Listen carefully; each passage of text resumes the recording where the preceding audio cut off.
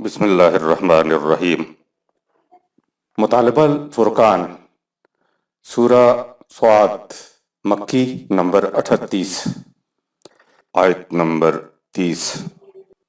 قرآن مجید کی تفسیر خود قرآن مجید سے از علامہ غلام احمد پرویز صاحب، اخذ و تلخیص محمد اکبر دیکشت بھاردواج، نظر ثانی ڈاکٹر انعام الحق۔ آیت نمبر 30۔ وَوَهَبْنَا لِدَاوُودَ سُلَيْمَانَ نِعْمَ الْعَبْدُ إِنَّهُ أَوَّابٌ۔ اور ہم نے داؤد علیہ السلام کو سلیمان علیہ السلام بیٹا عطا کیا، وہ بھی بڑا اطاعت گزار بندہ تھا، بلا شبہ وہ ہماری اطاعت میں بڑا ہی تیز خرام تھا۔ وراثت میں نبوت نہیں ملتی۔ انبیاء بنی اسرائیل میں ہم دیکھتے ہیں کہ کم از کم 3 پشتوں تک نبوت ان کی اولاد میں آتی ہے، یعنی حضرت ابراہیم علیہ السلام کے بیٹے حضرت اسماعیل علیہ السلام اور حضرت اسحاق علیہ السلام نبی رہے۔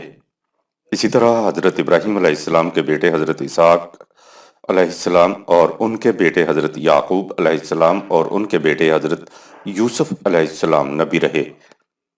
یہاں ایک لڑی نظر آ رہی ہے کہ باپ کے بعد بیٹا نبی ہے اور بادشاہت بھی حصے میں آئی ہے، لیکن اصل بات نبوت کی ہے۔ نبوت تو کوئی شخص اپنے کسب و ہنر سے حاصل نہیں کر سکتا، چاہے کہ وہ وراثتاً کسی کے پاس آ جائے۔ انبیاء بنی اسرائیل کو وراثت میں نبوت نہیں ملی۔ نبوت کے لیے خدا کا معیار ہوتا ہے، لیکن اب تو یہی کہا جائے گا کہ معیار ہوتا تھا۔ جو لوگ اس معیار پر پورے اترے ان کو نبوت ملتی گئی۔ حضرت یوسف علیہ السلام کے بعد ہم دیکھتے ہیں کہ کہیں نبوت کا ذکر ہی نہیں آتا۔ اسی طرح ہم دیکھتے ہیں کہ حضرت اسماعیل علیہ السلام کے فوراً بعد کوئی نبی نہیں ہے۔ ہر شخص معیار خداوندی پر نبوت کا مستحق ہوتا تھا۔ یہ معیار کیا ہے اس کو خدا جانتا ہے۔ اس کے لیے صرف اتنا ہی کہا گیا کہ وَاللَّهُ يَخْتَصُّ بِرَحْمَتِهِ مَن يَشَاءُ، سورہ 2 آیت 105۔ اللہ نبوت کی رحمت کے لیے جس کو چاہتا ہے مختص کر لیتا ہے۔ اپنی مشیت کے مطابق سارے انبیاء اکرام کی مشترکہ اور بڑی خصوصیت تھی نعم العبد، سورہ 38 آیت نمبر 30 ہونا۔ مقام عبودیت کی انتہا ایک نبی پر ہوتی تھی، اس کے بعد باقی مومنین بھی خدا کے عباد ہوتے ہیں۔ انبیاء اکرام کس قسم کے عبد ہوتے تھے؟ کہا انہو اواب، سورہ 38 آیت نمبر 30۔ ہر معاملہ میں وہ ہمارے قانون کی طرف تیزی کے ساتھ آتے تھے کہ خدا کا قانون اس معاملہ میں کیا کہتا ہے۔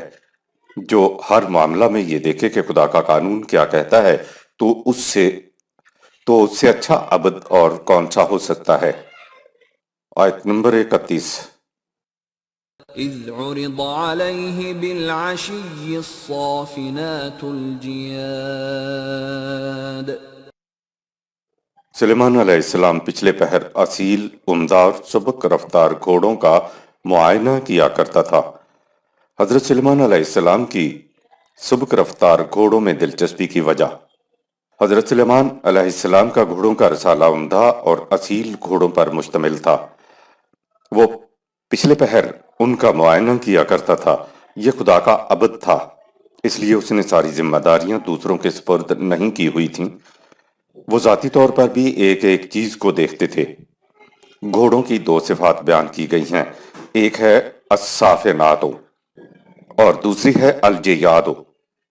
الصافنات کے معنی ہیں مستعد و تیار، صف بستہ کھڑے ہونا اور تیزی کے ساتھ جانے والے۔ الجیادو کا مادہ ہے جیم واو دال، جود ہے، اسی سے لفظ جواد ہے جس کی جمع جیاد ہے۔ اس کے ایک معنی تو جود و سخا ہے، نیز جواد اعلیٰ درجے کا گھوڑا جو نہایت تیز رفتار ہو اور دوڑنے میں اپنی ساری طاقت صرف کر دے۔ ایسے گھوڑوں کو اصیل گھوڑے بھی کہا جاتا ہے۔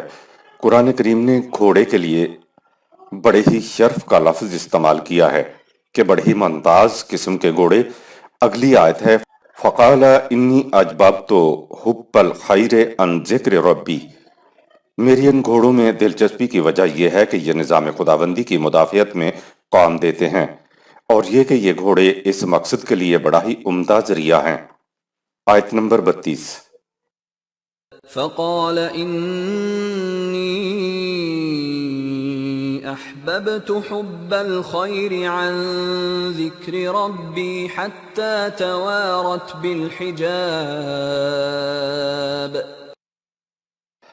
ایک دفعہ گھوڑوں کے معائنہ کے دوران اس نے اپنے ساتھیوں سے کہا کہ کیا تمہیں معلوم ہے کہ میں ان گھوڑوں سے اس قدر محبت کیوں کرتا ہوں؟ پھر خود ہی بتایا کہ محض اس لیے کہ یہ نظام خداوندی کی مدافعت کے لیے جہاد میں کام دیتے ہیں۔ وہ ایک ایک کا معائنہ کرتا اور آگے بڑھاتے ہوئے اپنے ساتھیوں سے اسی قسم کے حقائق بیان کرتا جاتا تھا، یہاں تک کہ گھوڑے نظروں سے اوجھل ہوتے گئے۔ آیت نمبر 33۔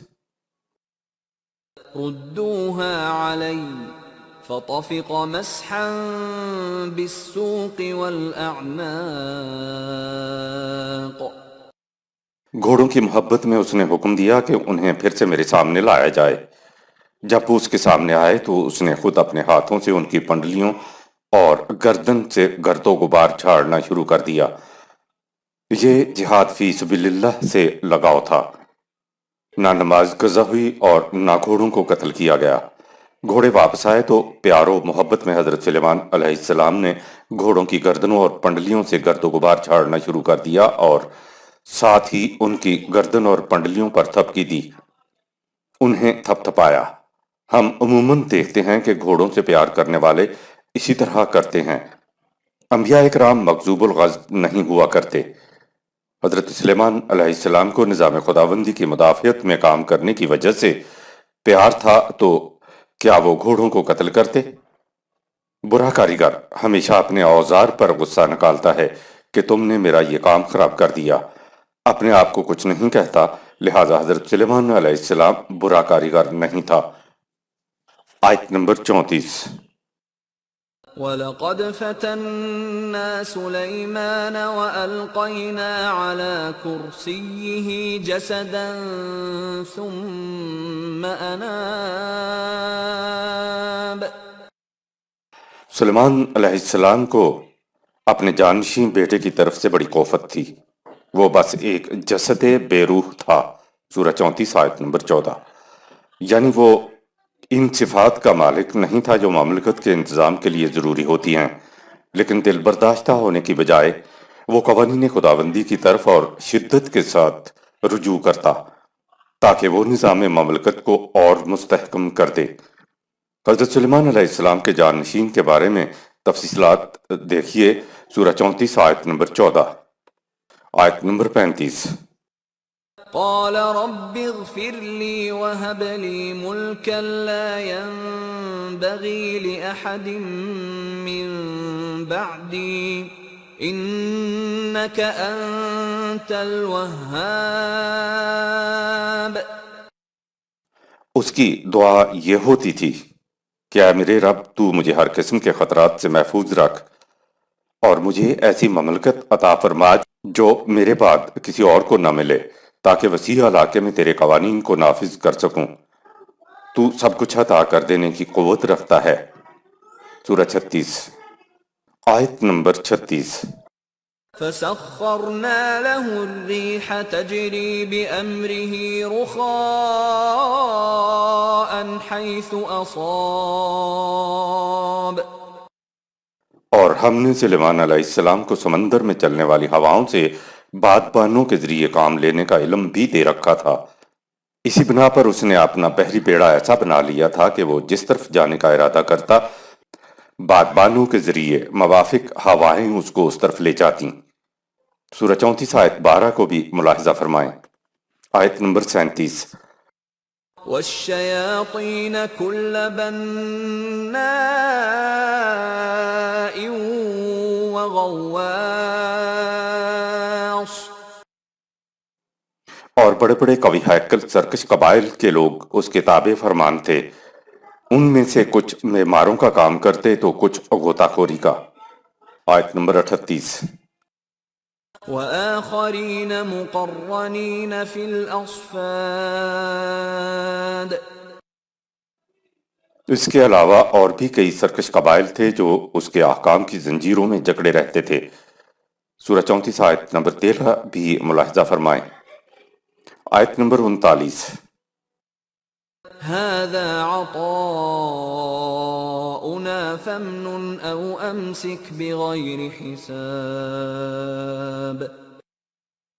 ہم نے سلیمان علیہ السلام سے کہہ دیا تھا کہ قوت و اقتدار ہماری طرف سے بے بہا عطیہ ہے، جس کے بلبوتے پر تم نے وحشی قبائل کو تابع فرمان بنا لیا ہے، لیکن اس سے مقصد یہ نہیں کہ انہیں غلامی کی زنجیروں میں جکڑے رکھا جائے۔ جو مناسب تربیت سے پرامن شہری بن جائیں انہیں بلا معاوضہ رہا کر دو، لیکن جو ایسا نہ بن سکے اس کو روک رکھو۔ آہستہ آہستہ وحشی قبائل پرامن شہری بنتے جائیں گے۔ آیت نمبر 40۔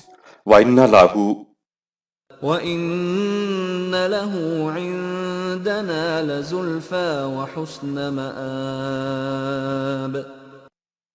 سلیمان علیہ السلام نے اپنے آپ کو ہمارے قوانین کے بہت قریب رکھا تھا، اس لیے اس کے ہر کام کا نتیجہ نہایت حسین اور خوشگوار ہوتا تھا۔ پہلے حضرت سلیمان علیہ السلام کو نعم العبد سورہ 38 آیت 30 کہا، پھر اوابن سورہ 38 آیت 30 کہا، عبادیت سورہ 38 آیت 30 اور اوابیت سورہ 38 آیت 30 کا نتیجہ بتایا، وحسن مآب سورہ 38 آیت 40۔ ان کا نہایت اچھا لوٹ کر آنے کا ٹھکانہ ہے۔ آیت نمبر 41۔ وَاذْكُرْ عَبْدَنَا أَيُّوبَ إِذْ نَادَى رَبَّهُ أَنِّي مَسَّنِيَ الشَّيْطَانُ بِنُصْبٍ وَعَذَابٍ۔ اور ہمارے بندے ایوب علیہ السلام کی سرگزشت کو بھی تقویت قلب کے لیے سامنے رکھو۔ سورہ 21 آیت 83-84۔ جب اپنے قافلے سے بچھڑنے کے بعد اس نے فریاد کی کہ اے میرے رب، سانپ کے ڈسنے نے مجھے سخت دکھ اور آزار میں مبتلا کر رکھا ہے۔ آیت نمبر 42۔ اركض برجلك هذا مغتسل بارد وشراب۔ ہم نے اس کی رہنمائی نہانے اور پانی پینے کے لیے ایک ٹھنڈے چشمے کی طرف کر دی، جہاں اس نے پانی پیا اور نہایا بھی۔ سانپ کے ڈسے جانے کا علاج حضرت یونس علیہ السلام کو وحی کے ذریعے بتایا گیا۔ پھن والے کوبرا سانپ کو عرب شیطان کہتے تھے۔ ایک دوسرے مقام پہ سرمایہ دار کے متعلق قرآن کریم نے یہ تشبیہ دی ہے کہ ہوس زر میں اس کی ایسی کیفیت ہو جاتی ہے جیسے سانپ نے کسی کو ڈس لیا ہو اور وہ پیاس سے تڑپ رہا ہو۔ پیاس کا یعنی دولت کی ہوس اتنی زیادہ کہ جمع کیے جا رہے ہیں، لیکن اس کی ہوس پوری نہیں ہوتی۔ سانپ نے حضرت یونس علیہ السلام کو ڈس لیا تو بڑی ہی تکلیف اور شدت کی پیاس تھی۔ انسان کے عہد طفولیت میں خدا بہت سے طبعی قوانین کے بارے میں بھی ہدایات دیا کرتا تھا۔ مثلا حضرت نوح علیہ السلام کو وحی کے ذریعے کشتی بنانا سکھایا۔ خدا نے حضرت یونس علیہ السلام کو بھی سانپ کے کاٹے کا علاج وحی کے ذریعے بتایا کہ فلاں مقام پہ چشمے پر جاؤ، اس کے پانی کو پیو بھی اور اس کے پانی سے نہاؤ بھی۔ بعض چشموں کے پانی میں علاج کی تاثیر ہوتی ہے۔ ایسے چشمے انڈیا میں ہیں جہاں دور دور سے لوگ آتے ہیں، دنیا کے دیگر حصوں میں بھی پائے جاتے ہیں۔ اس میں کوئی فوق الفطرت بات نہیں، پانی کے تجزیہ سے معلوم ہو جاتا ہے کہ چشمے کے پانی میں کیا کیا کیمیکل شامل ہیں۔ قرآن پوری کہانی بیان نہیں کرتا، انسان کے ذہن پر چھوڑ دیتا ہے۔ ظاہر ہے حضرت یونس علیہ السلام رہنمائی کردہ مقام پر گئے ہوں گے، پانی پیا بھی ہوگا اور نہائے بھی ہوں گے تو شفا ہو گئی۔ جو کچھ حضرت یونس علیہ السلام کو وحی کے ذریعے بتایا گیا تھا وہ سپر نیچرل نہیں تھی۔ اگر وہ سپر نیچرل ہوتی تو اس کے لیے اگلی آیت میں وَذِكْرَى لِأُولِي الْأَلْبَابِ سورہ 99 آیت 43 نہ کہا جاتا، کیونکہ سپر نیچرل سے اولو الالباب کیا سبق حاصل کر سکتے ہیں؟ سپر نیچرل چیز تو عقل و فکر سے بلند ہوتی ہے۔ آیت نمبر 43۔ وَوَهَبْنَا لَهُ أَهْلَهُ وَمِثْلَهُم مَّعَهُمْ رَحْمَةً مِّنَّا وَذِكْرَىٰ لِأُولِي الْأَلْبَابِ۔ پھر اس کے ساتھی بھی اس کے ساتھ آ ملے، بلکہ ان کے ساتھیوں جیسے ایمان والے اتنی ہی تعداد میں اور بھی، یہ سب کچھ چشمے کی طرف راہنمائی ہماری طرف سے سامان رحمت و ربوبیت تھا۔ اس واقعہ میں صاحبان عقل و بصیرت کے لیے سامان معزت ہے۔ آیت نمبر 44۔ وَخُذْ بِيَدِكَ ضِغْثًا فَاضْرِب بِّهِ وَلَا تَحْنَثْ إِنَّا وَجَدْنَاهُ صَابِرًا نِعْمَ الْعَبْدُ إِنَّهُ أَوَّابٌ۔ توہم پرستی کی بنا پر لوگ اس سے کہتے کہ جھاڑ پھونک جنتر منتر کراؤ، لیکن وہ ان کی طرف قطعاً مائل نہ ہوا، بلکہ رہنمائی کرتا مٹھی بھر جڑی بوٹیوں سے اپنا علاج کرتا رہا۔ اس طرح اسے شفا ہو گئی۔ اس نے تکلیف کو بڑی پامردی سے برداشت کیا۔ وہ بڑا اطاعت گزار بندہ تھا، بلا شبہ وہ ہماری اطاعت میں بڑا ہی تیز خرام تھا۔ خدا نے وحی کے ذریعے طبعی طریقہ علاج کی طرف رہنمائی کی۔ وَلَا تَحْنُثْ سورہ 38 آیت 44 نے بات واضح کر دی کہ توہم پرستی کی طرف نہ چلے جانا۔ قاعدے قانون کے مطابق جس علاج کی طرف رہنمائی کی گئی ہے اس کے مطابق اپنا علاج کرتا رہے۔ قاعدہ قانون کے مطابق علاج کیا، تبھی تو قرآن نے اولو الالباب کو غور و فکر کرنے کی دعوت دی ہے کہ اس میں تو تمہارے لیے بڑا سبق ہے۔ جن میں استقامت نہیں ہوتی وہ تلون مزاج ہوتے ہیں، بار بار علاج بدلتے رہتے ہیں۔ یہ علاج تو خدا کا بتایا ہوا تھا، اس لیے حضرت یونس علیہ السلام رہنمائی کردہ علاج پر استقامت سے ڈٹے رہے۔ استقامت کے لیے قرآن نے کہا اِنَّا وَجَدْنَاهُ صَابِرًا نِعْمَ الْعَبْدُ سورہ 38 آیت 44۔ وہ تکلیف کو برداشت کر گیا لیکن استقامت کو ہاتھ سے نہ چھوڑا، کیونکہ وہ ہمارا اچھا عبد تھا۔ رسول اللہ صلی اللہ علیہ وسلم سے منسوب روایت میں جو حضرت یونس علیہ السلام کا بیوی پر غصہ میں قسم کھا بیٹھنا اور پھر جھاڑو مار کے قسم کو پورا کرنے پر ہم یقین نہیں کرتے۔ خدا ہی لبازی کرنے کی ہدایت نہیں دیا کرتا۔ ہم سمجھتے ہیں کہ رسول اللہ صلی اللہ علیہ وسلم نے ایسا نہیں فرمایا ہوگا۔ آیت نمبر 45۔ وَاذْكُرْ عِبَادَنَا إِبْرَاهِيمَ وَإِسْحَاقَ وَيَعْقُوبَ أُولِي الْأَيْدِي وَالْأَبْصَارِ۔ اس طرح ہمارے بندوں میں سے ابراہیم علیہ السلام اور اسحاق علیہ السلام اور یعقوب علیہ السلام کی داستان حیات کو بھی تقویت قلب کے لیے اپنے سامنے رکھو۔ وہ قوت و اقتدار اور علم و بصیرت رکھنے والے تھے۔ اولی الایدی والابصار کا مفہوم، اس کا مفہوم ہے کہ وہ لوگ جو صاحب قوت اور اہل بصیرت ہیں۔ ہر وہ دور جس میں قوت تو ہو لیکن بصیرت نہ ہو، اس کو ملوکیت یا غیر قرآنی مملکت کہتے ہیں۔ سب سے بڑا استبداد اور سب سے بڑی لعنت انسانیت کے اوپر وہ اقتدار ہے جس کے ساتھ بصیرت نہ ہو۔ دوسری حالت یہ ہے کہ دانش تو ہو، بصیرت تو ہو، لیکن اقتدار نہ ہو۔ ملوکیت میں انسان پر، انسان کی حکومت میں ارباب دانش و بینش اولی الابصار کو اقتدار سے دور رکھا جاتا ہے تاکہ اقتدار میں ثنویت پیدا نہ ہو۔ اس طرح قوت بلا بصیرت کے رہ جاتی ہے۔ دانش و بینش والے لوگ گوشوں میں سمٹ کر بیٹھ جاتے ہیں۔ ان لوگوں کو ملوکیت صرف زمین پر بیٹھ کر آسمانوں کی باتیں کرنے کی اجازت دیتی ہے۔ علامہ اقبال کا نیچے ایک شعر درج کیا جاتا ہے جس میں کہا گیا ہے کہ رائے یعنی بصیرت بغیر قوت کے مکر و فسوں ہے، اور اگر قوت بغیر بصیرت ہے تو یہ جہالت و جنوں ہے۔ رائے بے قوت ہما مکر و فسوں، قوت بے رائے جہل است و جنوں۔ انبیاء اکرام کی ذات قوت اور بصیرت کا مجموعہ ہوتی تھی۔ قرآن نے کہا کہ ہمارے انبیاء اکرام اولی الایدی والابصار سورہ 38 آیت 45 ہوتے تھے۔ انہیں قوت و اقتدار بھی عطا ہوتا تھا اور علم و بصیرت بھی۔ یہ وہ مقامات ہیں جن سے اسلام کی عظمت ظاہر ہوتی ہے۔ آج پوری دنیا میں اقتدار اور بصیرت ساتھ ساتھ نظر نہیں آتے۔ فلسفہ اور اقتدار کو تو واقعی الگ الگ ہونا چاہیے، لیکن وہ ایک فرد ہونا چاہیے جس کے اندر حکومت و اقتدار اور بصیرت اور تدبر کی خصوصیات ہوں۔ اس بلند ترین مقام پہ قرآن نے انبیاء کرام کا ذکر کیا ہے۔ یہاں سے بات ثابت ہو گئی کہ انبیاء کرام پوجا پاٹ کے طریقے سکھانے کے لیے نہیں آتے تھے۔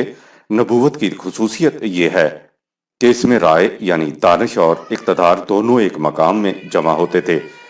انبیاء کرام کی دوسری خصوصیت اگلی آیت میں آئی ہے اور وہ ہے ذکر دار، سورہ 38 آیت نمبر 46۔ ان کی نگاہ ہمیشہ خدا کے تجویز کردہ نصب العین کے اوپر رہتی تھی۔ تمام انبیاء کرام کے لیے لفظ مصطفین آیا ہے، سورہ 38 آیت نمبر 47۔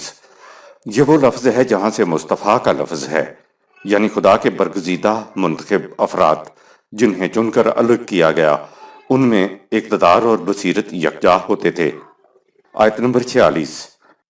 إنا أخلصناهم بخالصة ذكر الدار۔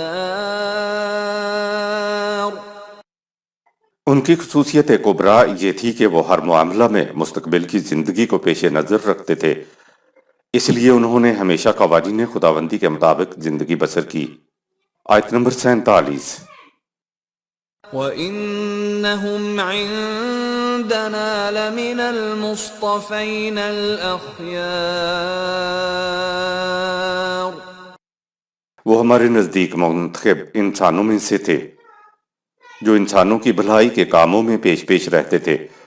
الاخیار یعنی خیر یا خیرات کا حقیقی مفہوم۔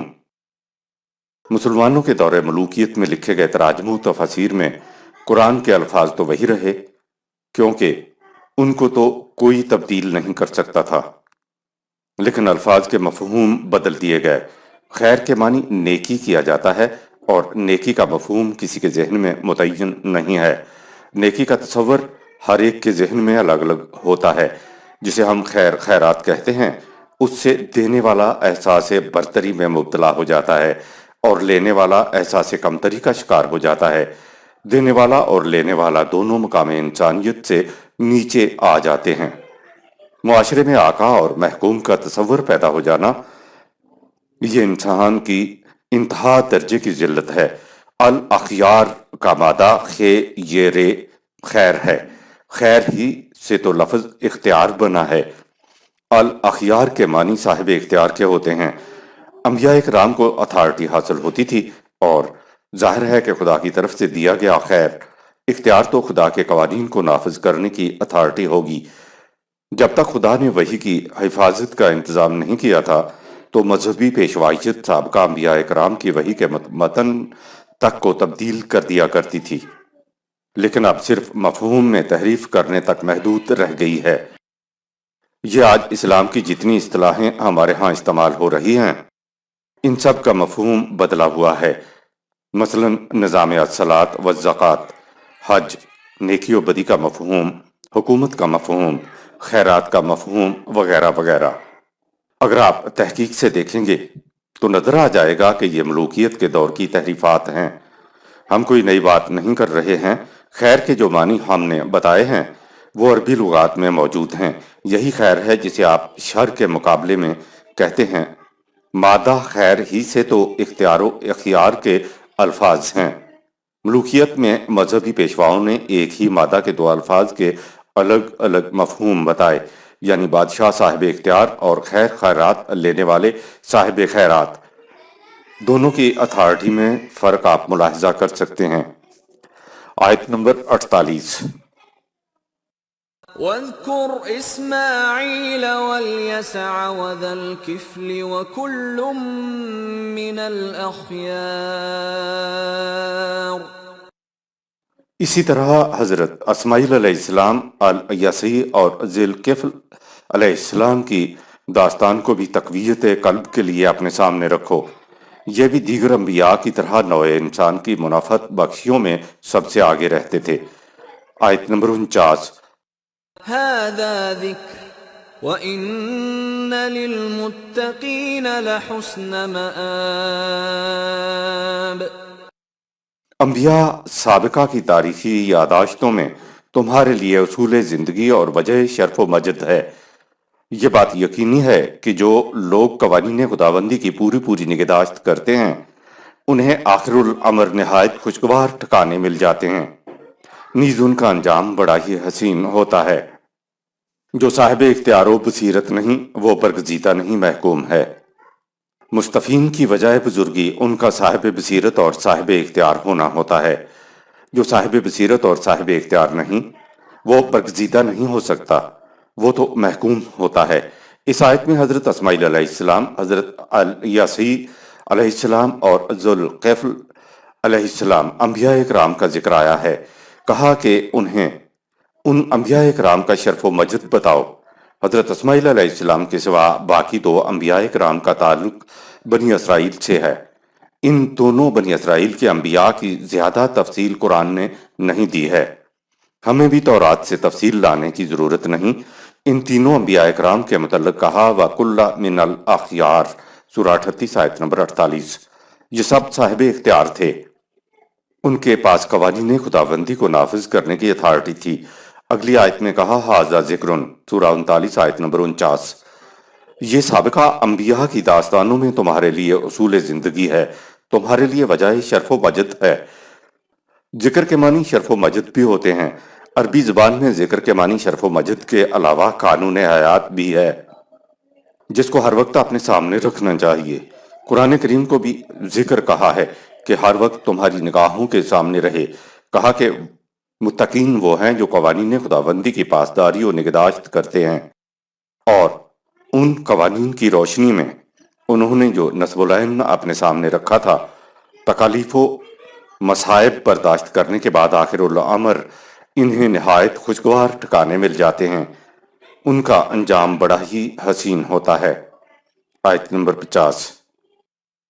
جنات عدن مفتحة لهم الأبواب، یعنی دنیاوی جنت اور ہمیشہ رہنے والی اخروی جنت کے دروازے ان کے لیے کھول دیے جاتے ہیں۔ آیت نمبر 51۔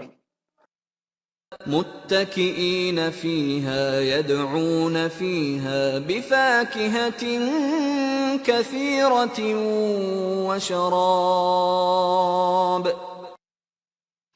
یہ لوگ دنیا و آخرت کی آسائشوں کی جنت میں تکیے لگائے بیٹھے ہوں گے اور ان کی طلب پر بہترین پھل اور مشروبات فراہم ہوں گے۔ آخرت کی جنت ہو یا جہنم، قرآن کریم نے اسے تمثیلی انداز میں بیان کیا ہے۔ قرآن کریم نے خود کہا ہے کہ آخرت کی جنت کے متعلق جو کچھ کہا جائے گا وہ سارا تمثیلی انداز میں ہوگا۔ دنیا کی جنت میں ملنے والی چیزیں ایسی ہی ہوں گی جیسی یہاں دنیا میں واقعی ہوتی ہیں۔ جنت اس دنیا کی ہو یا اخروی، جو کچھ طلب کیا جائے گا وہ بافرات ملے گا اور بغیر جگر پاش مشقت کے ملے گا۔ اسی طرح اخروی جہنم کے متعلق جو کچھ قرآن میں بیان ہے وہ تمثیلی ہے، لیکن دنیاوی جہنم میں کرب و علم حقیقی طور پر وہی ہوتے ہیں جو اس دنیا میں انسان کو پیش آتے ہیں۔ آیت نمبر 52۔ وعندهم قاصرات الطرف أتراب، اور ان کے ساتھ ان کے ہم گل یعنی انہی جیسی خصوصیات کی پیکر عورتیں بھی ہوں گی جو حیا کے ایسے مجسمے ہوں گی جن کی نگاہیں کبھی بے باک نہ ہوں۔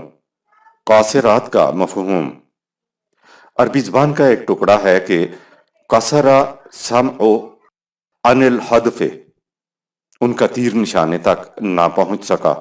قصرہ کا لفظ یہاں آیا ہے نشانے کو تاک کر تیر نہ مارنا۔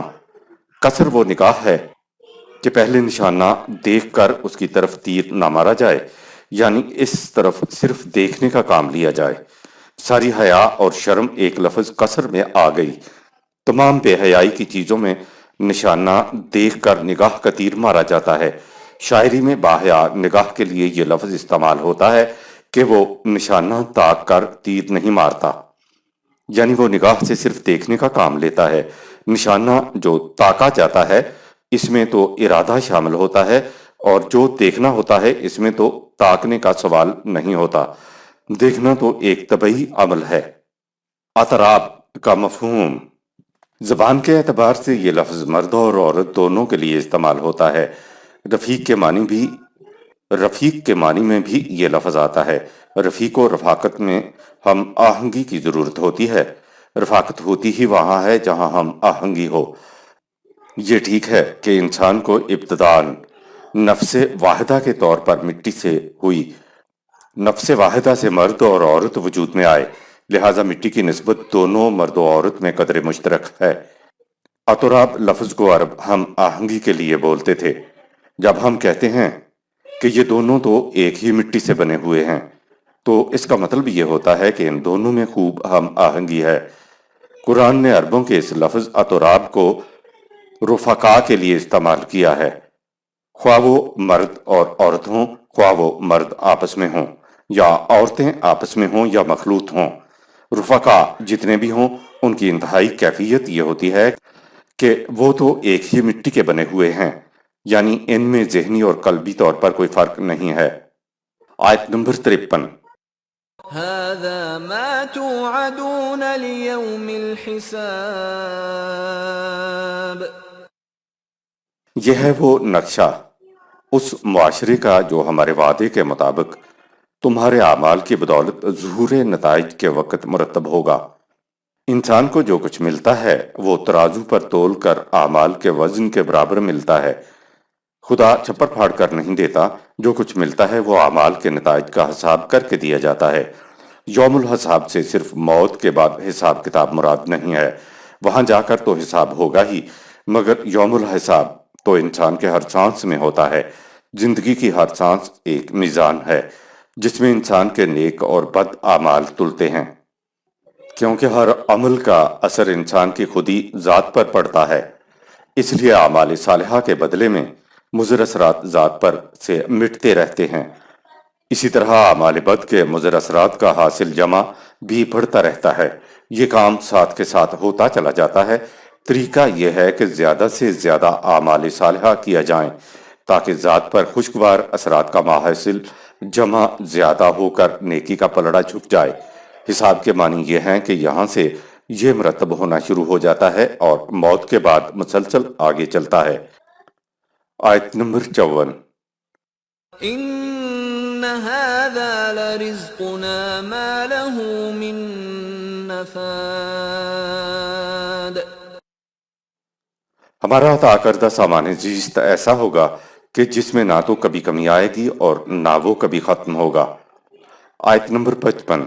ھذا وَإِنَّ لِلطَّاغِينَ لَشَرَّ مَآب۔ جنتی معاشرے کے برعکس جو لوگ ہمارے قوانین سے سرکشی برتتے ہیں ان کا بہت برا ٹھکانہ ہوگا۔ آیت نمبر 56۔ جہنم یصلونها فبئس المہاد۔ یعنی جہنم جس میں وہ داخل ہوں گے وہ بہت ہی برا ٹھکانہ ہوگا۔ اعمال کے لحاظ سے خیر اور شر کی وضاحت سورہ 38 آیت 32 میں الخیر کہا تھا اور سورہ 38 آیت 55 میں شرع کہا ہے۔ خیر و شر انسانی ذات پر مرتب ہونے والے اثرات کا نام ہے۔ جن اعمال سے انسانی ذات کے اختیارات میں وسعتیں پیدا ہوتی ہیں وہ عملے خیر ہوتے ہیں، اور جن اعمال سے ذات میں ضعف، کمزوری و اضمحلال پیدا ہو یا انسان اپنی صلاحیتوں کو تخریب کے لیے استعمال کرے تو ایسے اعمال شر ہوتے ہیں۔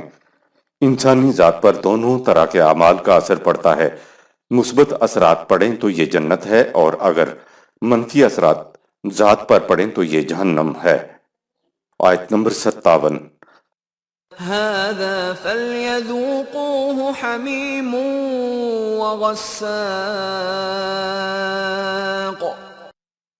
اہل جہنم کے لیے پانی تو ہوگا لیکن کھولتا ہوا اور یخبستہ۔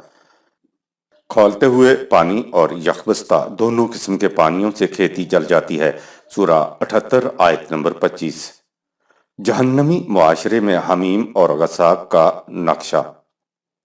حمیم کے معنی ہیں حرارت کی بہت زیادہ تیزی، سرکشی، شر، بے باک قوت اقتدار۔ شر حرارت ہے، اس سے جہنم کی آگ بھڑکتی ہے۔ ایک طرف تو حمیم یعنی جہنمی معاشرے میں حرارت انتہا پر ہوتی ہے، اور دوسری طرف غساق ہے۔ غساق کے معنی ہیں وہ عوام جن کی رگوں کے اندر خون منجمد ہو گیا ہوتا ہے، ان کے اندر آزادی کی تڑپ، غیرت، حمیت کی حرارت باقی نہیں رہتی، یعنی یکبستہ خون۔ زندگی تو نام ہی خون کی حرارت کا ہے، اگر حرارت ختم ہونے کے بعد خون منجمد ہو جائے تو پھر انسان کے اندر زندگی کی رمق باقی نہیں رہتی۔ غلط معاشرے میں ایک طرف تو استبداد کی حرارت انتہا پر ہوتی ہے اور دوسری طرف محکوم قوم ہوتی ہے جس کے خون میں حرارت ہی باقی نہیں رہتی، ان میں غیرت اور حریت کا نشان تک نہیں ہوتا۔ ایسا معاشرہ اسی دنیا میں جہنمی معاشرہ ہوتا ہے کہ اقتدار تو بے باک ہے، اس کی حرارتیں شعلہ فگن ہیں اور مقابلے میں چلتے پھرتے انسانوں کی رگوں میں خون منجمد ہو چکا ہوتا ہے۔ یہ ہے حمیم اور غساق کا دنیاوی زندگی کے جہنم میں نقشہ۔ محکومیت کے اعتبار سے جہنم کے داروغہ کو مالک کہا گیا ہے۔ جہاں انسانیت کی تذلیل ہوتی ہے وہاں حمیم اور غساق کی کیفیت ہوتی ہے۔ چونکہ گرم پانی ہو یا بہت زیادہ ٹھنڈا، دونوں زندگی کو مرجھا کر رکھ دیتے ہیں۔ یہی وجہ ہے کہ اخروی جہنم میں زندگی کا سفر آگے کی طرف نہیں ہوگا۔ زندگی مرجھا جائے گی تو اس نے آگے کہاں بڑھنا ہے؟ اخروی زندگی میں تو یہ سارا کچھ ہوگا ہی، لیکن اسی دنیا میں غلط معاشرے میں بھی جہنم کی حمیم اور غساق کی کیفیت ہوتی ہے۔ آیت نمبر 58۔ وآخر من شكله أزواج اور اسی قسم کے دیگر انواع و اقسام کے عذاب۔ آیت نمبر 59۔ هذا فوج مقتحم معكم لا مرحبا بهم انهم صالوا النار۔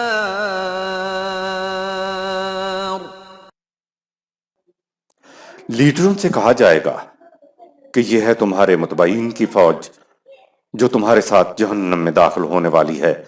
لیڈر کہیں گے ان پر خدا کی مار یعنی کشاد و آسائش نہ ملے اور یہ ہمیشہ جہنم میں جلتے بھنتے رہیں، کیونکہ ان کے ساتھ کی وجہ سے تو ہم اس قدر سرکش ہو گئے تھے۔ آیت نمبر 60۔ قالوا بل انتم لا مرحبا بكم انتم قدمتموه لنا فبئس القرار۔ مطمئن جواب دیں گے ہم پر نہیں بلکہ تم پر خدا کی مار یعنی تمہیں کشاد و آسائش نہ ملے، تمہیں نے تو یہ جہنم ہمارے لیے تیار کرایا ہے، بس دیکھو کیا ہی برا ٹھکانہ ہے ان کے رہنے کے لیے۔ سورہ 14 آیت 21، سورہ 33 آیت 67، سورہ 34 آیت 32 اور سورہ 40 آیت نمبر 47۔ جہنم کو سمجھانے کا قرآن کا محاکاتی انداز اور لا مرحبا کا مفہوم۔ بات کو سمجھانے کے لیے قرآن محاکاتی ڈرامیٹیکل انداز سے بیان کرتا ہے۔ اس انداز سے بات زیادہ اچھی طرح سمجھ میں آ جاتی ہے۔ نظری بات ایبسٹریکٹ ٹاک جو کی جائے تو وہ زیادہ مؤثر نہیں ہوتی، جب اس کو محسوس شکل میں بیان کیا جائے تو وہ زیادہ مؤثر ہو جاتی ہے۔ لیڈروں سے کہا جائے گا کہ یہ جو تمہارے پیچھے بھیڑ چلی آ رہی ہے یہ وہی لوگ ہیں جنہوں نے اپنی فکر سے کام نہیں لیا تھا اور دھڑا دھڑ تمہارے پیچھے چلتے گئے، یعنی جیسے اگلی بھیڑ کے پیچھے پچھلی بھیڑیں چلتی ہیں۔ مرحبا تو ویسے ہی لفظ ہے جیسے ہم کسی کو خوش آمدید ویلکم کہتے ہیں، یہ کسی کے آنے پر خوش ہونے والی بات ہوتی ہے، باہیں پھیلا کر خوش آمدید کہنے والی بات ہے۔ لا مرحبا کے معنی ہیں کسی کو خوش آمدید نہ کہنا، اس کے آنے پر خوشی محسوس نہ کرنا، کسی کے ملنے پر خوش نہ ہونا۔ آیت نمبر 61۔ قالوا ربنا من قدم لنا هذا فزده عذابا ضعفا في النار۔ مطمئن کہیں گے کہ اے ہمارے رب، ان کام بختوں کی وجہ سے ہم آج مصیبت میں ہیں، تو ان کے لیے عذاب جہنم کو 2 گنا کر دے، ایک ان کے جرائم اور دوسرا ہمیں گمراہ کرنے پر۔ آیت نمبر 62۔ وقالوا ما لنا لا نرى رجالا كنا نعدهم من الأشرار۔ متبعین لیڈروں سے تنزن اور مایوسی سے کہیں گے کہ کیا بات ہے، ہم یہاں جہنم میں ان لوگوں یعنی مومنین کو نہیں دیکھ رہے ہیں جنہیں ہم بقول تمہارے بڑے مفسد اور شرارتی تصور کیا کرتے تھے۔ آیت نمبر 63۔ اتخذناهم سخريا ام زاغت عنهم الابصار۔ کیا ہم نے انہیں ذلیل و خوار سمجھ کر ان کا مذاق اڑایا تھا، یا یہاں انہیں مومنین کو دیکھنے میں ہماری نگاہ چوک رہی ہے؟ آیت نمبر 64۔ ان ذلك لحق تخاصم اهل النار۔ جہنم والوں کے اس قسم کے باہمی جھگڑے یقیناً ایک ٹھوس حقیقت ہے۔ آیت نمبر 65۔ قل انما انا منذر وما من الہ الا اللہ الواحد القہار۔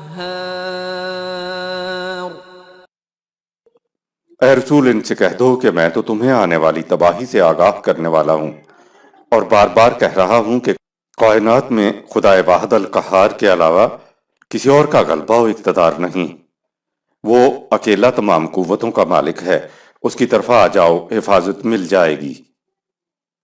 آیت نمبر 66۔ رب السماوات والارض وما بينهما العزيز الغفار۔ کائنات کی پستیوں اور بلندیوں اور جو کچھ ان کے درمیان میں ہے وہی ان سب کا آقا اور پروردگار ہے۔ وہ بڑے غلبہ کا مالک ہے اور اسی کے قانون کی روح سے انسانوں کو تمام خطرات سے سامان حفاظت مل سکتی ہے۔ نظام خداوندی میں العزیز اور الغفار کی دو صفات کا ہونا ضروری ہے۔ عزیز کے معنی ہے قوت و غلبہ، اور غفار کے معنی ہے حفاظت دینے والا۔ انتہائی غلبہ و اقتدار اس لیے نہیں ہے کہ خوف و دہشت پھیلائی جائے، کمزوروں کو کچلا جائے، ہڈیاں توڑی جائیں۔ العزیز کے ساتھ ہی الغفار صفت ہے جو بتا رہی ہے کہ انتہائی غلبہ و اقتدار اس لیے ہے تاکہ انسانوں کو حفاظت دی جائے، انہیں خوف و حزن سے محفوظ رکھا جائے، بشرطے کہ انسان خدا کے قوانین کے مطابق زندگی بسر کریں۔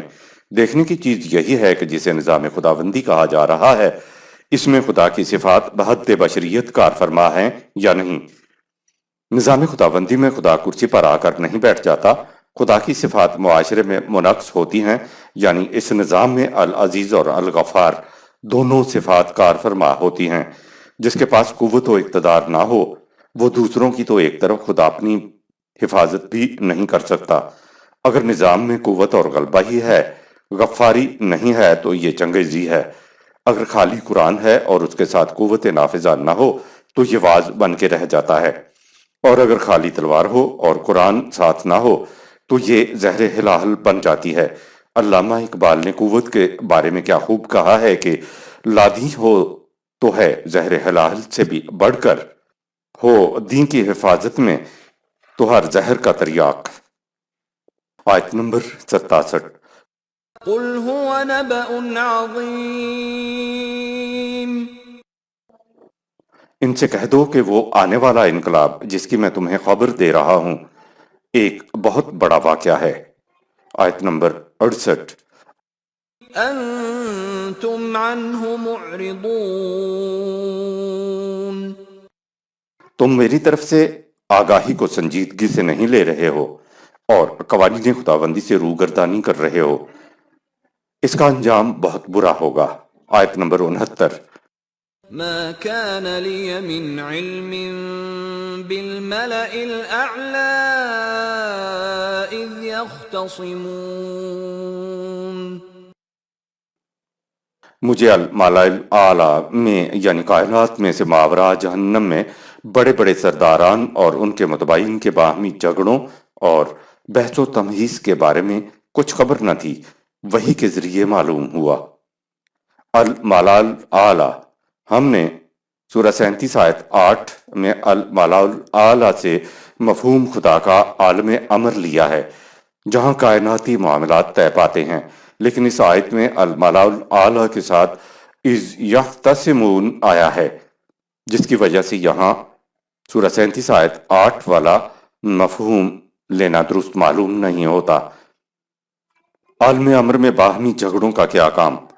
اس لیے ہم نے یہاں الملال اعلیٰ سے مراد وہ بڑے بڑے سردار لیے ہیں جو اپنے متبعین کے ساتھ جہنم میں داخل ہوں گے اور وہاں باہم دگر جھگڑ رہے ہوں گے۔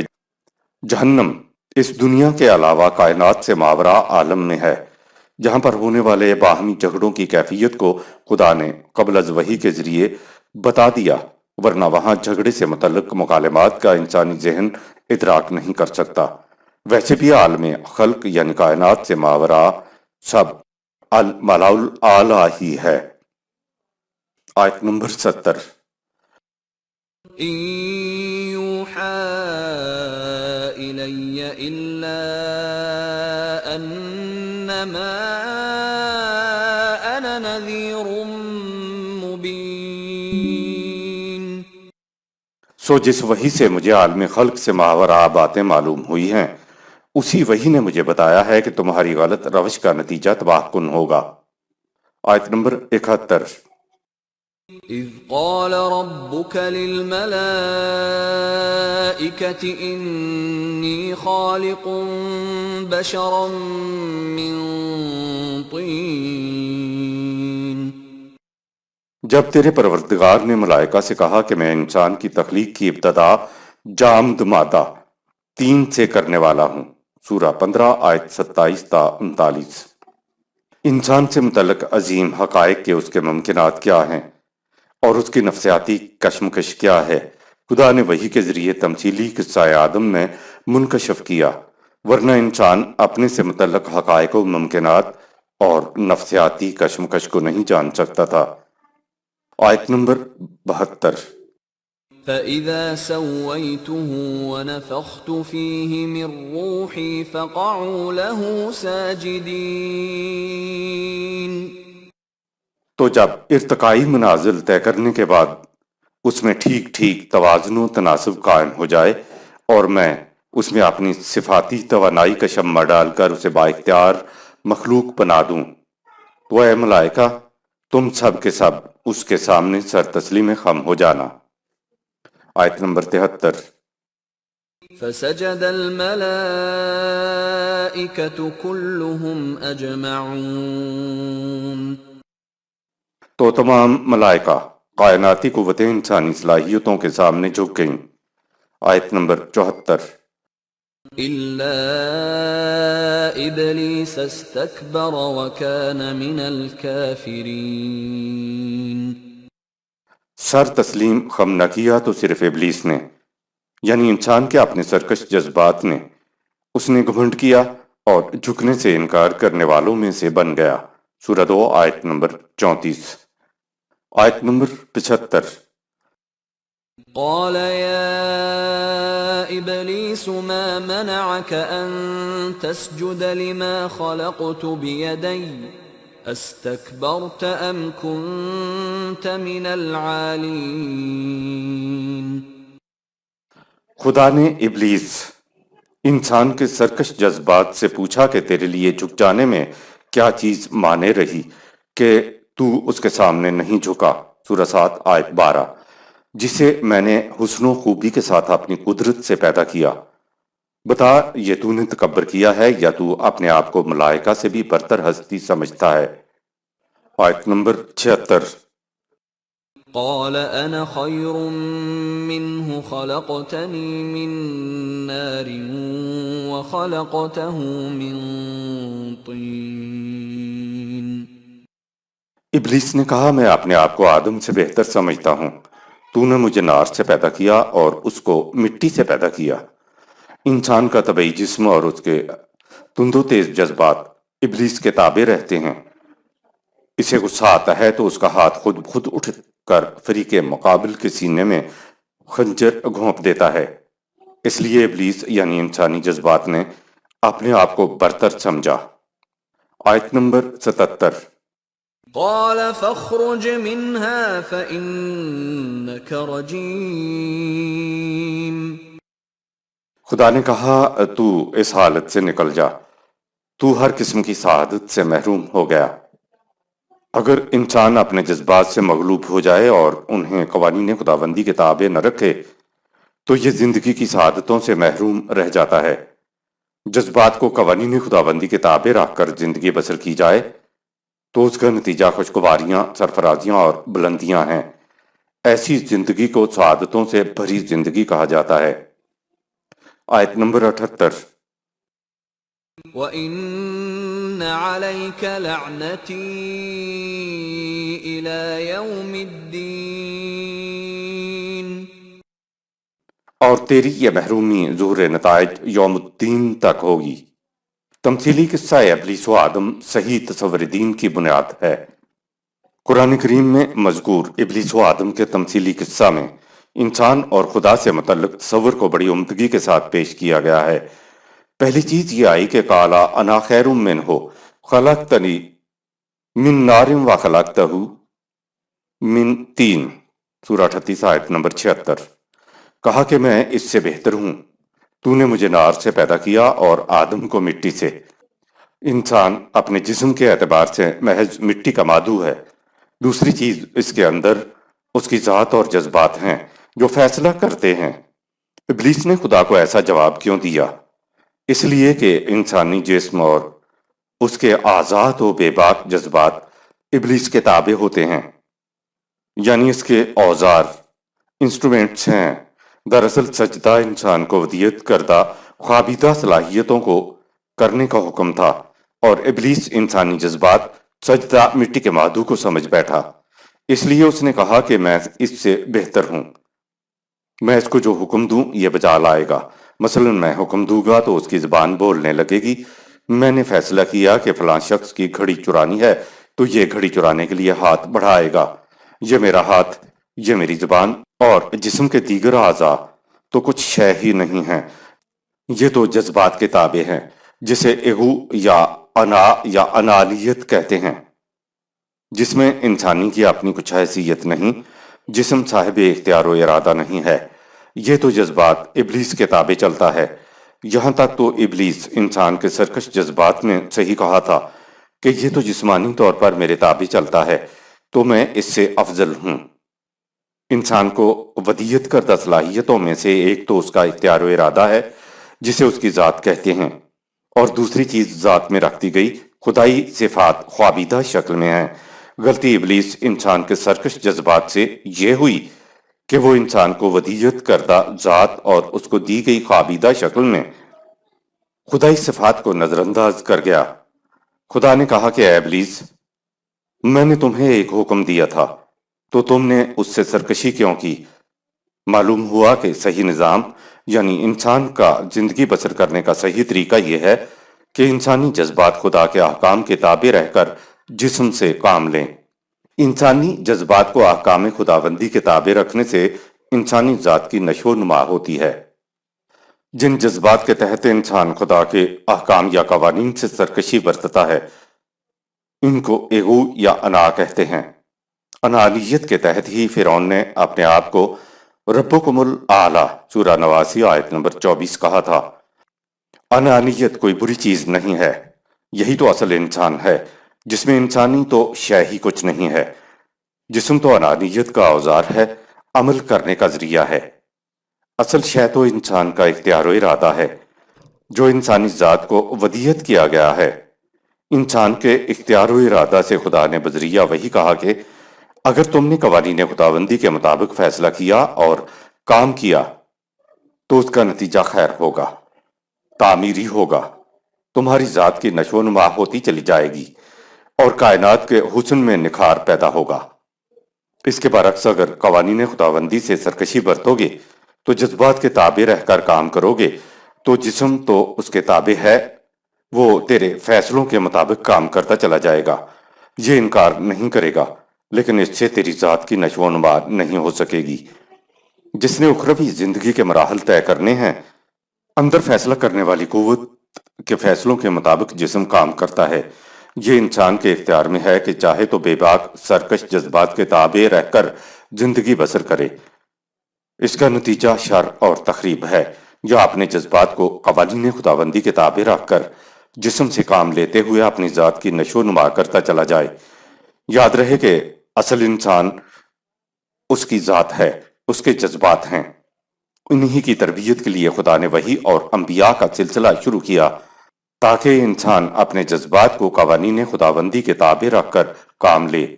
اگر انہیں قوانین خداوندی کے تابع نہ رکھا جائے تو افراد کی، اقوام کی ایگو الگ الگ ہونے کی وجہ سے آپس میں ٹکراتی ہے اور دنیا جہنم بن جاتی ہے۔ آیت نمبر 89۔ قال رب فأنظرني إلى يوم يبعثون۔ ابلیس نے کہا، اے میرے رب، تو مجھے دوبارہ اٹھائے جانے والے دن تک مہلت دے دے۔ سورہ 15 آیت 36۔ آیت نمبر 80۔ قال فإنك من المنظرين۔ خدا نے کہا کہ ہاں، تجھے مہلت دی جاتی ہے۔ آیت نمبر 81۔ إلى يوم الوقت المعلوم۔ ایک وقت معین تک۔ سورہ 15 آیات 37-38۔ آیت نمبر 82۔ قال فبعزتك لأغوينهم أجمعين۔ ابلیس نے کہا، تیرے غلبہ و تسلط کی قسم، میں ان سب کو گمراہ کر کے رہوں گا۔ آیت نمبر 83۔ إلا عبادك منهم المخلصين۔ سوائے ان بندوں کے جو تیرے قانون کا اتباع کریں گے۔ آیت نمبر 84۔ قال فالحق والحق أقول۔ خدا نے کہا، یہ بات تو نے حق کہی اور جو میں کہتا ہوں وہ بھی حقیقت ہے۔ آیت نمبر 85۔ لَأَمْلَأَنَّ جَهَنَّمَ مِنْكَ وَمِمَّنْ تَبِعَكَ مِنْهُمْ أَجْمَعِينَ۔ یعنی میں تجھ سے اور جو تیرا اتباع کریں گے ان سب سے جہنم کو بھر دوں گا۔ آیت نمبر 86۔ قُلْ مَا أَسْأَلُكُمْ عَلَيْهِ مِنْ أَجْرٍ وَمَا أَنَا مِنَ الْمُتَكَلِّفِينَ۔ اے رسول، ان سے کہہ دو کہ میں تباہی کے راستے سے آگاہ کرنے پر تم سے کچھ بدلہ نہیں مانگتا، نہ ہی میں یہ باتیں محض دکھاوے کے لیے کر رہا ہوں۔ المتکلفین، یہ لفظ کلف سے ہے جو ہم کپڑوں کو لگاتے ہیں۔ کلف والے کپڑے انسان اس لیے پہنتا ہے کہ دوسروں سے منفرد نظر آئے۔ آیت نمبر 87۔ إِنْ هُوَ إِلَّا ذِكْرٌ لِّلْعَالَمِينَ۔ یہ قرآن صرف تمہارے لیے نہیں ہے بلکہ یہ تو تمام اقوام کے لیے رہنمائی کا ضابطہ ہے۔ آیت نمبر 88۔ وَلَتَعْلَمُنَّ نَبَأَهُ بَعْدَ حِينٍ۔ اور تم قرآن کے دعوی کو ایک وقت کے بعد خود جان لو گے۔ انسان کے اعمال کے نتائج سامنے آ کر بتا دیں گے یا اس کی مستقبل کی تاریخ بتا دے گی کہ قرآن کے دعوی کس قدر حقیقت پر مبنی ہیں۔ صدق اللہ العظیم۔ یہاں سورہ صاد اختتام پذیر ہوتی ہے۔ شکریہ۔